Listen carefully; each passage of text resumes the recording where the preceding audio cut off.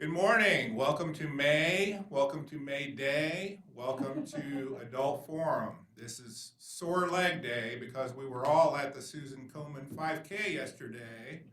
I was, I'm sure all of you were. If you weren't by any chance, please try to next year. I'll put a plug in for one of my favorite charities. Today, the theme for our session is Hope in Biblical Perspective, drawn from a recent book written by the author who joins us today. Um, he is the spouse of a former congregation member, Mary Carol Day, pastor emeritus of First Baptist Church of Raleigh, and former senior professor of preaching and Christian worship at Campbell University Divinity School. Please welcome morning's speaker, Reverend Dr. Daniel Day.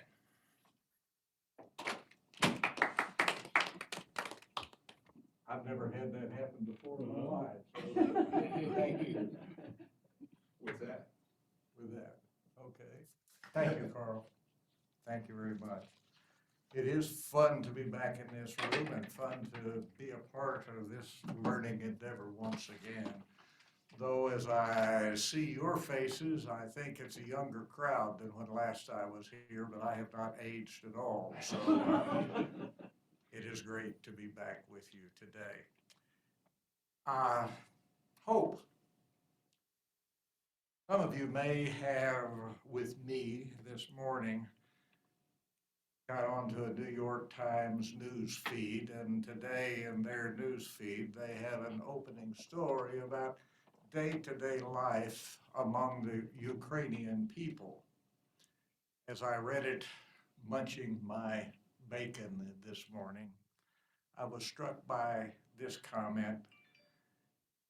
The reporter from the Times says, when you're out and about in the streets of Ukraine, you don't see a lot of despair.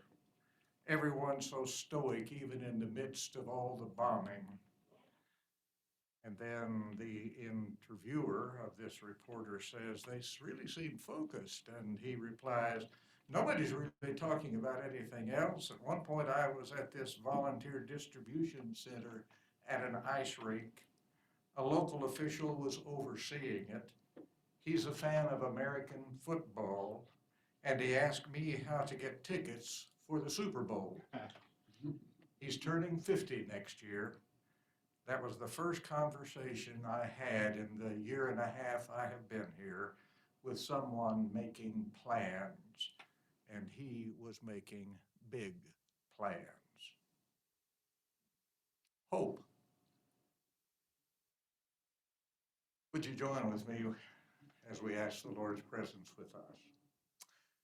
Oh Lord our God, you are always with us. But now in the presence of this place where we try to think thoughts bigger than we really can think,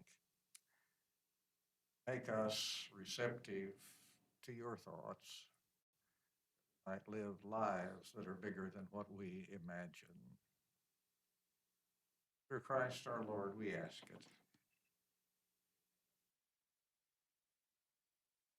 Carl has already graciously mentioned that in August of 2021, I published this little book entitled Lively Hope, A Taste of God's Tomorrow. And I wrote it not only because I needed some hope and tried to figure out what in God's name can I hope for when we seem to be living in the trifecta of political extremism, racial tension, and pandemic fatigue. About that time, I ran into a pundit who said, and this was before we had a vaccine of any kind, who said, what we really need is a vaccine of hope. And I had to agree wholeheartedly. So I wrote this book for my own satisfaction and trying to come to terms with what I really could rightly believe about hope on a biblical perspective, but also just to try to understand the phenomenon of hope. Because as you've already seen from this fellow in Ukraine, hope is just one of these kind of phenomenon that's kind of hard to separate out and be too definitive about, because we use the word hope in so many different ways, such as we hope our children will drive safely. We hope the new medications are going to help us. We hope the snow is going to moderate. We hope the new coach of the new basketball team will do well. We hope the economy will not be so debt-burn shaky as it seems to be at the moment. Hope the people of Ukraine will prevail. We hope America's divisiveness will some way be healed. We hope that when we die, there's something else out there that's good. Clearly, this word is used in myriad ways in our own language and our own expressions of our desires, our yearnings, our wishes, and with varying degrees of intensity. The Bible also uses the word hope in all that myriad kind of ways, but also speaks of hope, I think, in a peculiar and distinctive manner of a particular thread and kind of hope. I've given to you this morning, or made available, I hope you've seen it, an outline of what I think would be an overall understanding of hope in biblical perspective. Now, I have no intention of covering all 7 points on that outline, otherwise we would be here till tomorrow.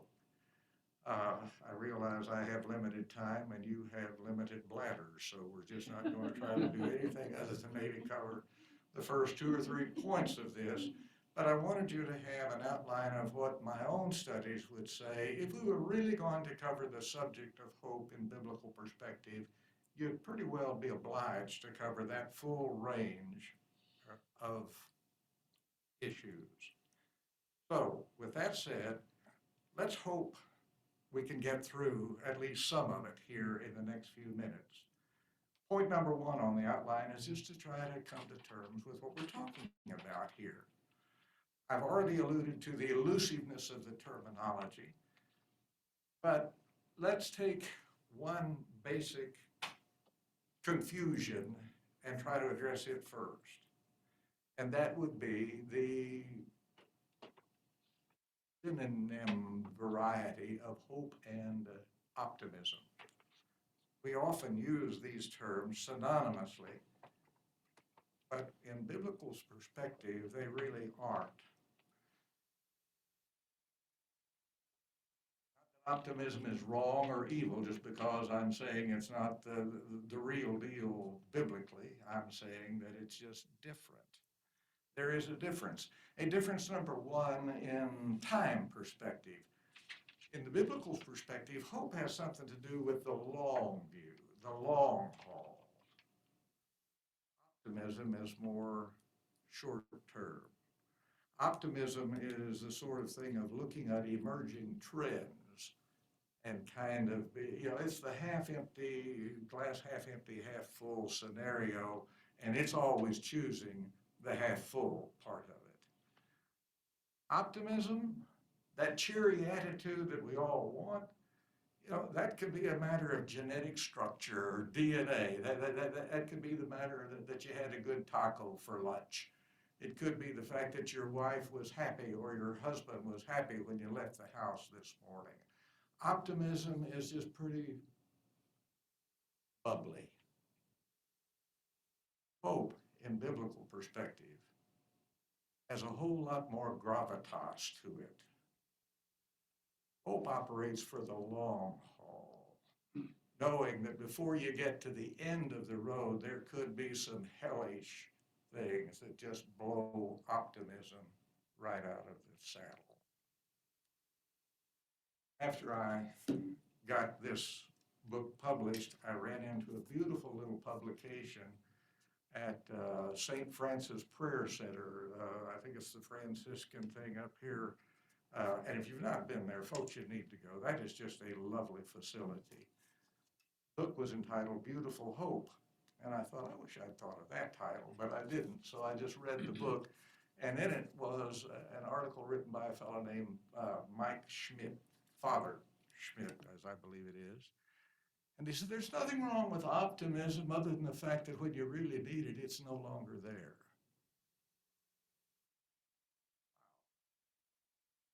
Hope is what happens when optimism dies, or what can happen. Another way to put that is in the experience that he illustrates from, do any of you remember Ross Perot? Are we old enough to go back that far? Well, now, next is, I'm going to push you farther back into your historical recollections. Anybody remember his vice presidential candidate? Admiral Stockton? In Stockdale. Oh, geez, I should have remembered that. I was at Duke. You know everything. Yeah, Stockdale. In Father Schmidt's article here, he recalls, or he uses an example of Stockdale. Remember, Stockdale was the guy who survived POW camp a whole lot longer than even John McCain. And Stockdale was asked as a part of the presidential campaign, those who were the first to be defeated by that POW situation, could you make any distinction? And Stockdale replied immediately, he said, oh, that's easy. The fellows who gave up whatever were the optimists.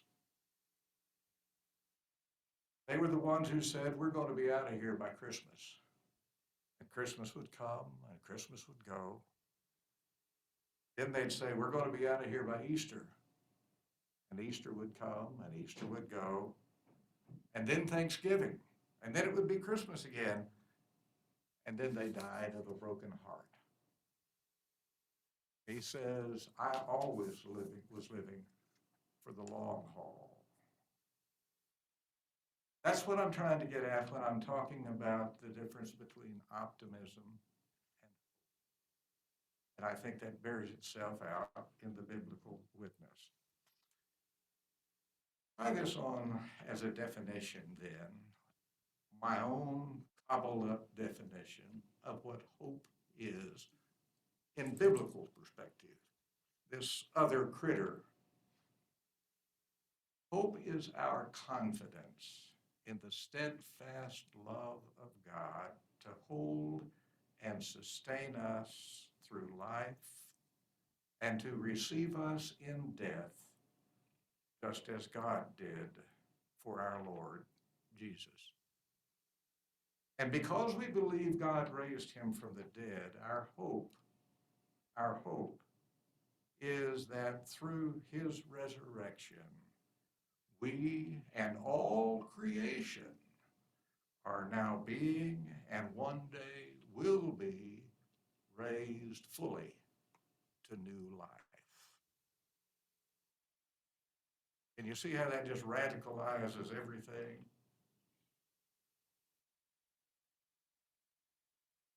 To put a finer point on it, I am willing to assert for argumentation purposes that there are hopes, plural, small h, there are hopes, and then there is hope, capital H. The latter, capital H hope, is what sustains us when the usual hopes of life fail us. It is the bedrock that even when, that is not if, because it will happen, that even when the worst happens, even then there is a God who cares and who is present with us, already making all things new, to sustain them as they have been,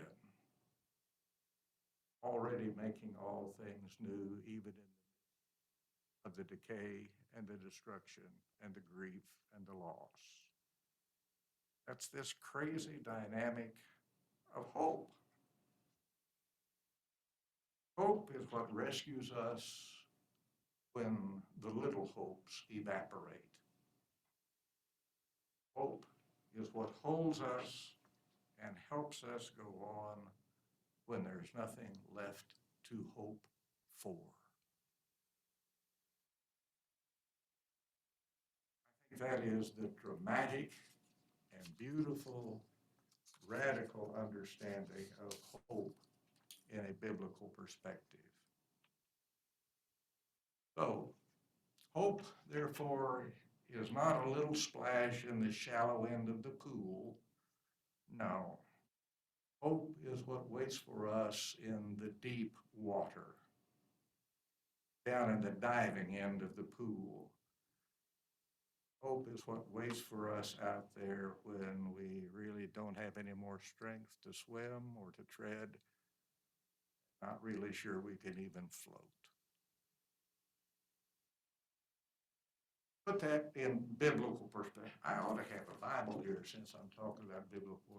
Why don't we read the Bible? I'm scared to death. I'm a Baptist. I'm supposed to have a Bible, right?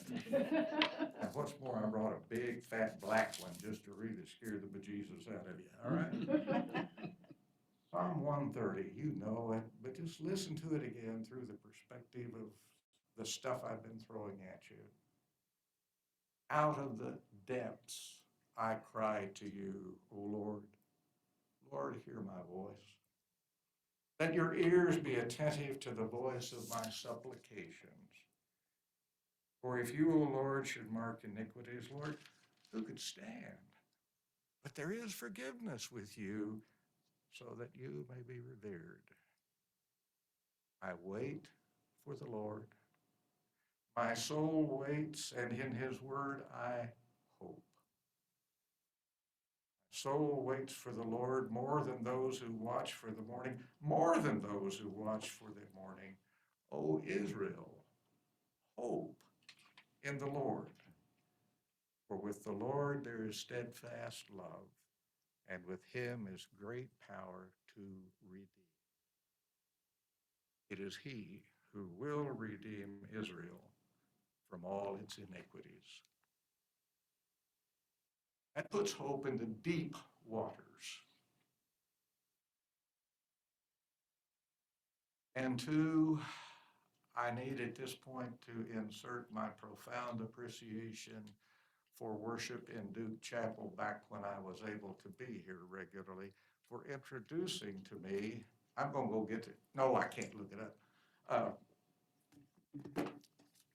All my hope on God is founded. It's right there in your hymnal. An old Baptist boy never seen that book or seen that hymn before. But I was so impressed with it, believe it or not, I actually put it in my book. And that requires quite a bit of copyright fighting to get it, but let me read it to you. Because I hope you're still singing it as a part of your worship repertoire. All my hope on God is founded. Now see, that's putting you on big hope territory. If I'm sick, you bet I got a lot of hope that this fancy drug that they're giving me is going to help. After it's all said and done, all my real hope on God is founded.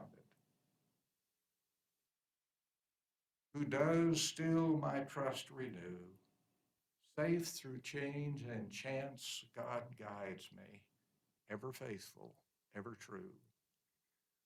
God alone, God alone seeks to claim my heart as home. Second stanza. Human pride and earthly glory, sword and crown, betray our trust. Though with care and toil we build them, tower and temple fall to dust. But God's power, hour by hour, is my temple and my tower. Good Methodist from England Fred Pratt Green has added this third stanza.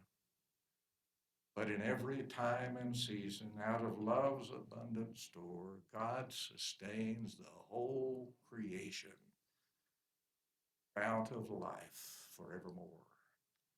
We who share earth and air count on God's unfailing care. That's good stuff, even if it is in a Methodist hymn book. Okay, enough of that teasing. With that, anybody want to ask any questions here? I mean, it is legitimate to argue with the presenter, I hope still. Is that still, and if you want to say, now, wait a minute, Doc, let's go back and do something else here. Yes, sir. Well, just a comment on the hymn. Yes. The name of the hymn tune is Michael. Michael was the son of the composer, Herbert Howells, great English composer, contemporary of Vaughan Williams. Michael, in his absolute prime, just about to be an adult, had spinal meningitis, which was untreatable at the time.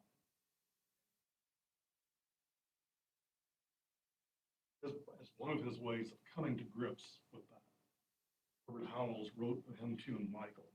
He also wrote a requiem service, Requiem for Michael. What a beautiful testimony to what I'm saying. I think I had heard that story, but I'm so glad you reminded or brought it to everybody's knowledge. Could you repeat that for us? It wasn't really audible to us remotely. Well, I'm not sure I can. What he was saying is you need to go back and investigate the hymn tune, Michael, to which all my hope on God is founded, because it has its own testimony to, not Howells, who? Herbert Howells, composers. Okay, Hope. okay. A son, teenager, young adult, Young adult. spinal meningitis before it was treatable, died, and out of all of that testimony, the father composes this tune to fit this text and also then a requiem in honor of Michael. So if you see the Michael hymn tune, tie it together and find the further poignancy of what you're singing.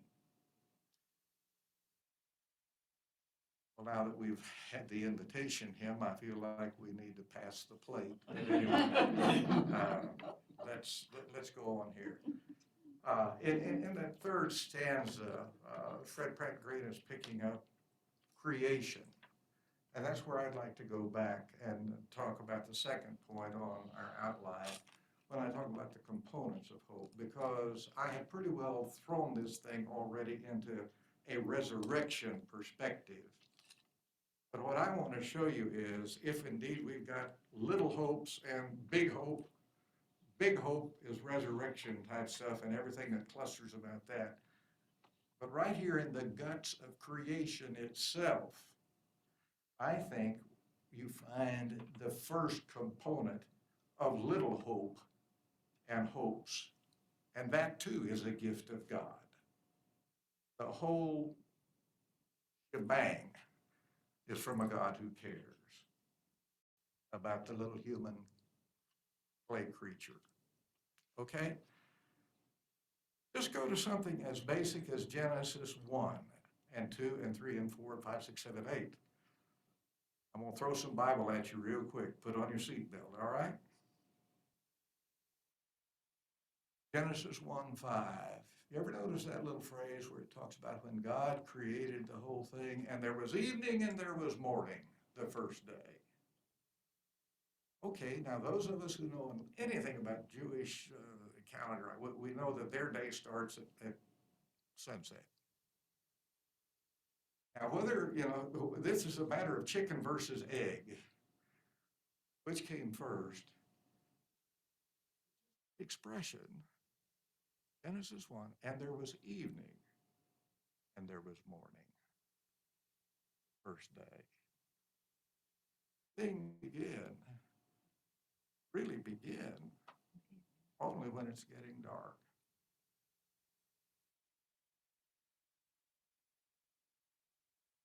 All things in God's created order are headed toward tomorrow, or the dawn.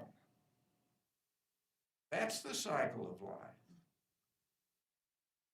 First, there is the evening, the night. Then there is morning, the first day.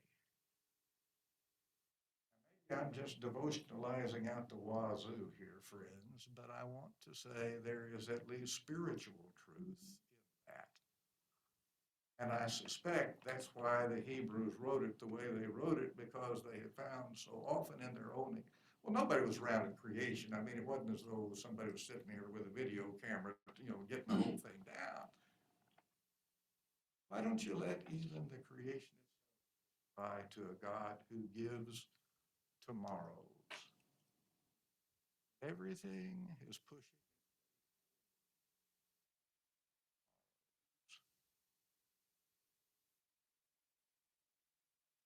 Even when God surveys, according to Genesis 1, each day's creation, God says it was good. And then when it's all over, it was very good. Well, I do not think that that will bear in a good Hebrew translation. I don't think that will bear the meaning that it is finalized. No, in our idiom, you might say, God say, okay, that's good to go. We got a good place to begin now. We got that in place. Not that it's finished. But what I think is being hinted at here is the whole universe is on its way in the developing tomorrow orientation of God. Other.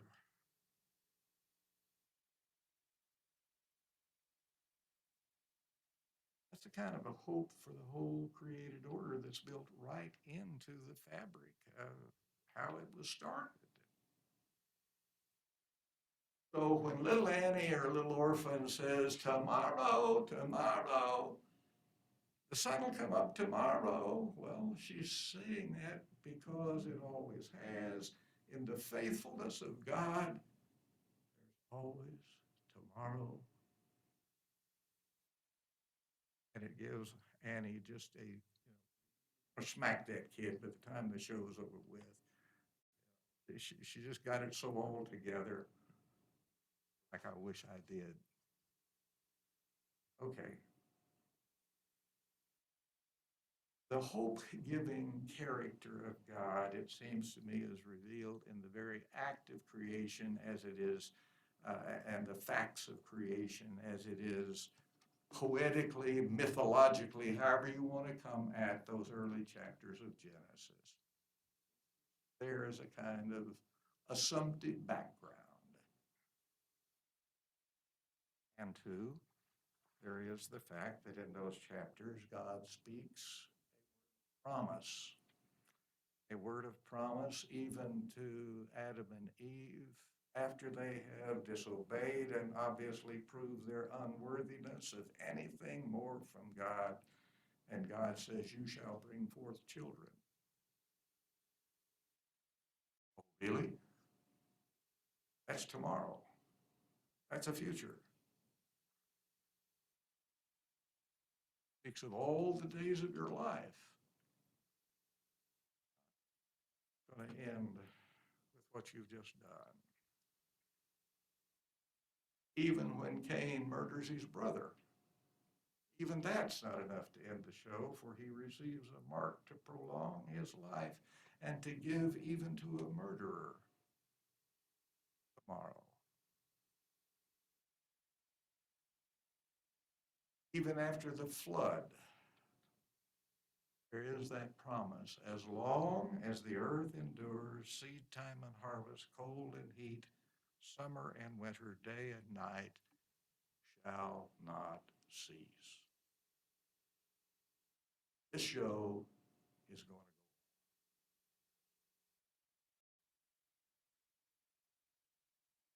go. And for me, the best of all of those verses comes finally in Genesis 12, when God calls Abram. And at that long list of what God is promising Abram, if you get up and leave the land of his fathers or whatever, there is this statement, and in you all the families of the earth shall be blessed. In you all the families of the earth shall be blessed.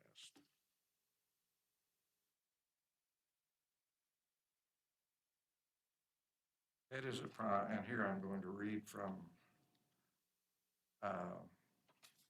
since I cannot top what I once wrote, I'm going to read what I once wrote to you. Be impressed. This is good stuff, folks. All right.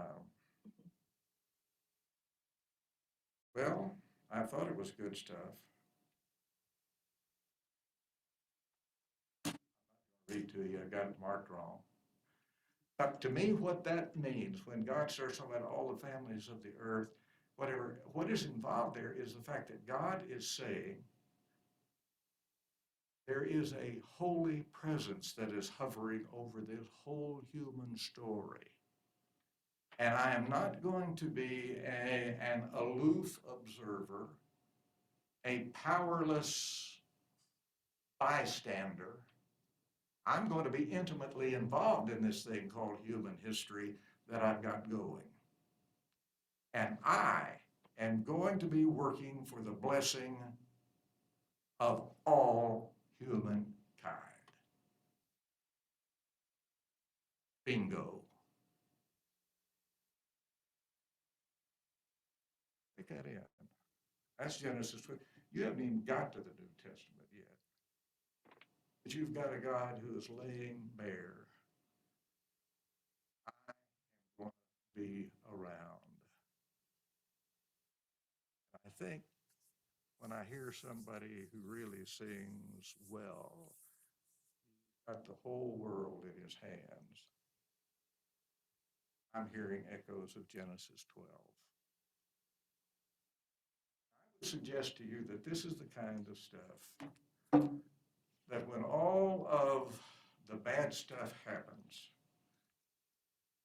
gives us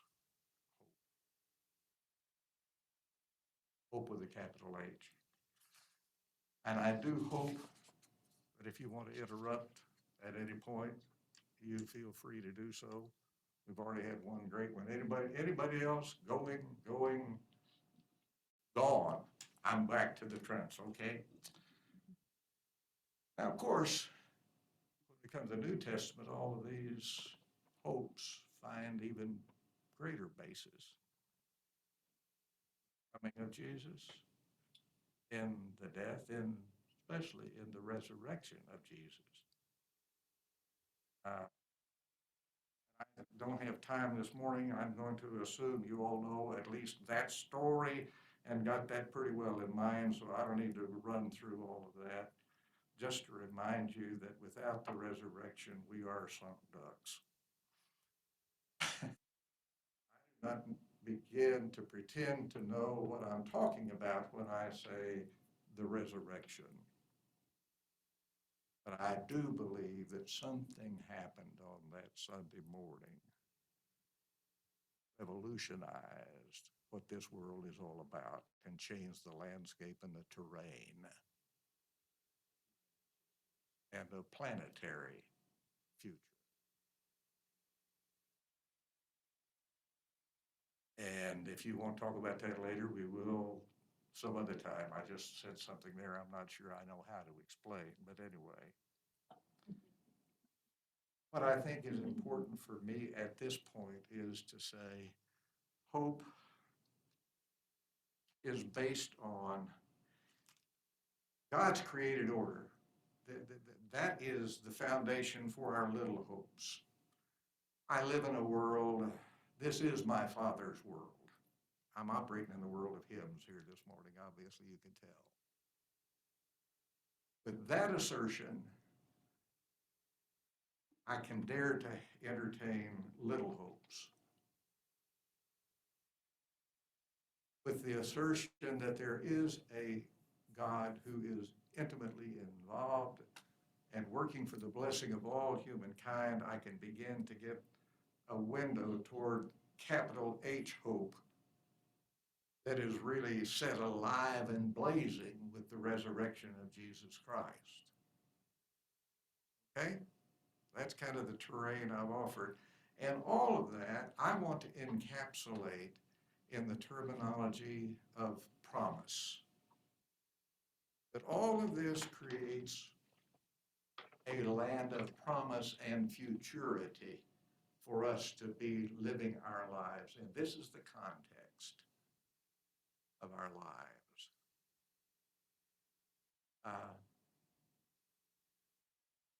And without that kind of promise, again, nowhere. We're fearful people.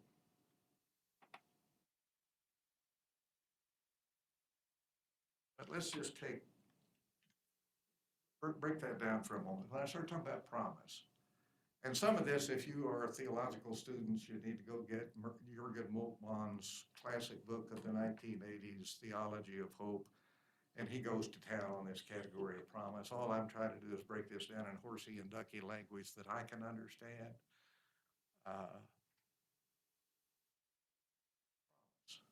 God's promises to Abram.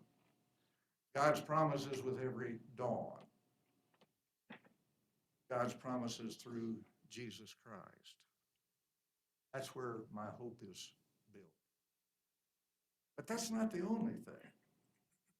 Because I have found it to be the case that we can know with our heads and hear a lot of good stuff from the Bible or about God.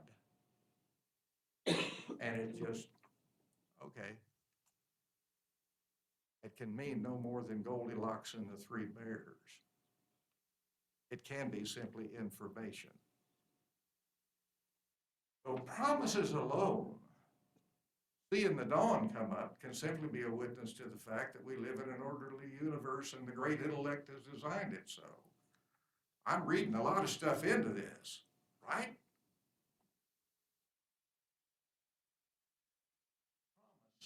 This promised world I'm alluding to is in need of something else other than just being wordy, idea-oriented. And I have struggled and struggled trying to understand what it is that I want to now point to, but I am going to use this word and hope it communicates. Next thing that is needed for hope really to come to fruition and blossom is what I call imagination. Whenever I encounter a verse of scripture, whenever I hear a beautiful piece of music, oxall, that becomes something that I just kind of, what? Let me think about that a little bit more. I play with it, I turn it over. I begin to explore what might that mean? And when my imagination begins to tinker with it, I begin to see, holy cow, that's got possibilities. Whatever that might, oh wow. That kind of synergy, then we got hope. But it's not simply a matter of verbs and nouns and ideas. There also is something that kind of gives it a spark, and something is alive. And it is a living hope. It is a lively hope, and not just words. That, whether you buy the idea or not, are you getting the picture? Okay. I have a friend who has done an awful lot of work with homelessness and with homeless people. He told me one day about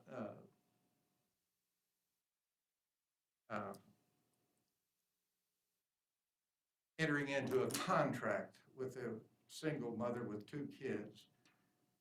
And I'll use the name Wanda. I don't even remember what the lady's name was, but I told her, Wanda, my wife and I, here is our phone number. For the next 2 years, whenever you are in need or in trouble or needing anything, you call us, you let us know, let us walk with you. Over the first 6 months, Wanda took him up on his bargain. And about to come the 9th month, however, Wanda was getting into behavior and all the kinds of other stuff that were just really problematic. And one day, my friend said Wanda was in the back seat of their car. They were driving someplace, and his wife was really ticked off about something that Wanda had done. And she mouthed off to, men could do this too. I don't mean this to sound as sexist as it is, but his wife mouthed off to Wanda in the back seat, like, why in a Sam Hill didn't you call us, or whatever other, whatever other. And, Wanda just exploded back, and then she says, I've never in my life had anybody I could trust. My friend said with that, he slammed on the brakes, pulled to the side of the road, turned around in the driver's seat and looked Wanda in the face. He said, damn it, woman, we are not going to drop you.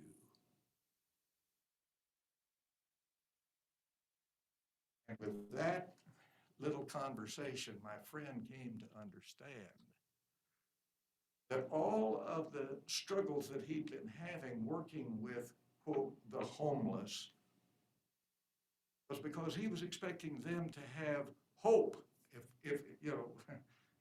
that, why don't you folks have hope? You just seem to be accepting and acquiescing in this state. But it finally dawned on me that at least for Wanda, it was the case. She really didn't have any promise. She didn't have anything that was fixed, that was trustworthy, or at least trustworthy long enough that the fire might fall and the blinds away, and she could see the possibility Wanda and her kids could have a different. Hope depends upon some kind of foundation that I'm calling promises, and promises that some way are ignited imagination, or promises that are ignited in imagination.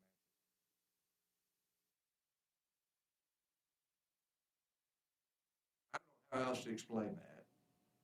I think I can talk about it if you are theologically oriented when we talk about the Word and the Spirit, that life comes to be through the marriage of the Word and the Spirit of God. Life is born. I'm just trying to put that back into a biblical perspective.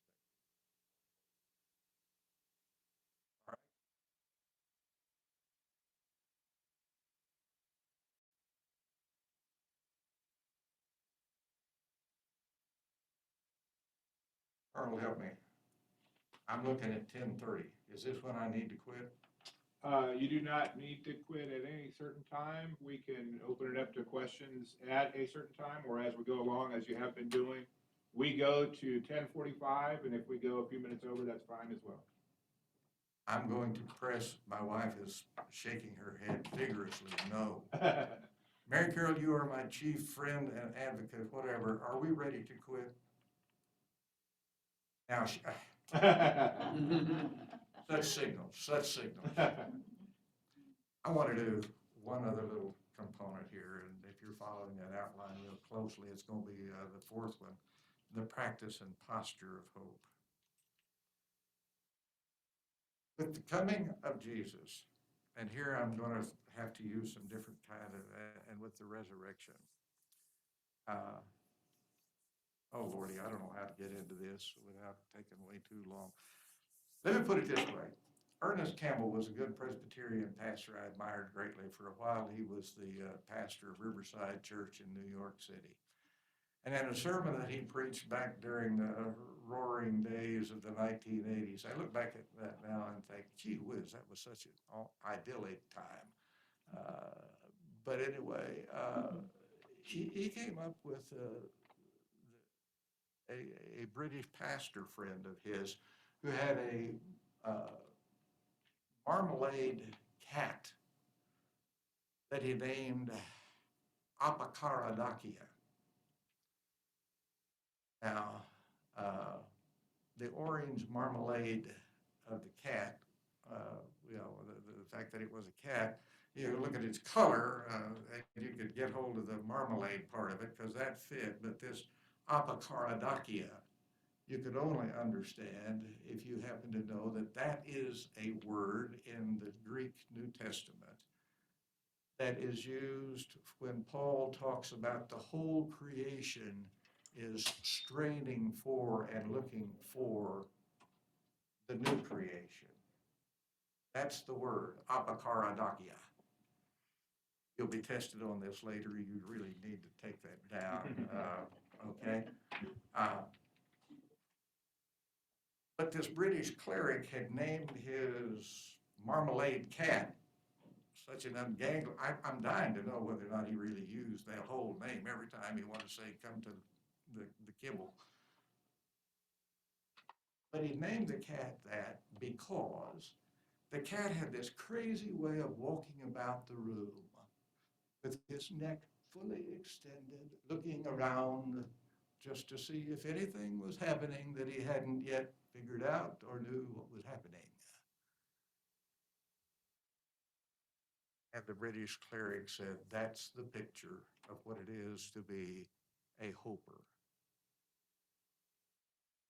Fully extended neck, looking around to see just what weird, wonderful thing might God be up to that I haven't yet detected. So, as you think about that, let me offer to you these words from the Apostle Paul. I'm going to read them as J.B. Phillips. I'm dating myself here now, but some will remember him also as being a British cleric who translated most of the entire Bible long before Eugene Peterson did, but set the pattern for him. J.B. Phillips suffered from depression for years. This was back in the 1950s. Didn't have, many of the drugs that a lot of us find wondrously helpful. But in spite of operating through a gray fog many, many, many years, this man persisted in some of the most beautiful expressions of Christian faith. Here's the way J.B. Phillips translated a portion of Romans 8, including apocaradakia. Paul writing to Romans, in my opinion, whatever we may have to go through now is less than nothing compared to the magnificent future God has planned for us. The whole creation is on tiptoe, apocaradakia. The whole creation is on tiptoe to see the wonderful sight of the children of God coming into their own. The world of creation cannot as yet see reality, not because it chooses to be blind, but because in God's purposes it has been so limited, and yet it has been given hope. And the hope is that in the end, the whole of created life will be rescued from the tyranny of change and decay and have its share in the magnificent liberty which can only belong to the children of God. It is plain Plain to anyone with eyes to see that at the present time all created life groans in a sort of universal travail. And it is plain, too, that we who have a foretaste of the Spirit are in a state of painful tension while we wait for the redemption of our bodies, which will mean that at last we have realized our full stature in Him. We were saved by this hope, but in our moments of impatience, let us remember that hope always means waiting for something that we do not yet possess. But if we hope for something we cannot see, then we must settle down to wait for it in patience. Thank you all. It has been fun for me to talk. I hope it has not been horrible for you to listen. If anybody is interested further in the book, there's some copies over here for you to look at, or thank you for being here. It's good to visit with you again. Carl, is there anything else we need other than to say Hail Mary over this mess? We can do that. We can ask one more time for any questions or comments, including those folks on Zoom.